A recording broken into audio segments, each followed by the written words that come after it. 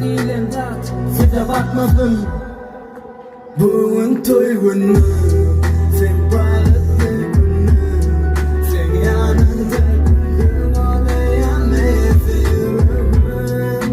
Bugün toy günü, sen balıklı günü, sen yanında gülüm ağlayan eziyorum.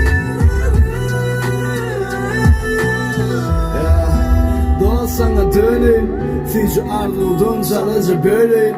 Bugün vücutlaya seni terleyim. Gelin bile nasıl saklanma bu terleyim.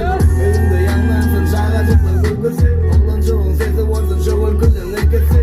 Soğuk değil varsın, özüm kan varsın. Gelinin suyu seni akıllıca er varsın. Er varsın, ıl varsın, saçıklı dur varsın. Gelinin yılıksın seni kadaplıca bul varsın. Karoçi gelin kendi dişi günün ertesi.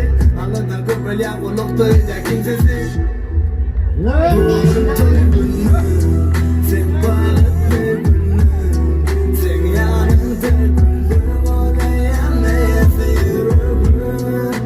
Bugün toy günü, sen balıklı günü, sen yanında gülüm ağlayan eziyorum.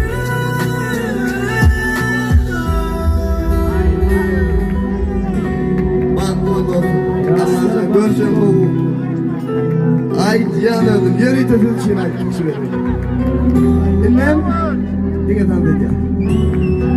O ödü ben sana bilmezsin. Aslan Timur, kovet şovkulu tiyeter, baylim.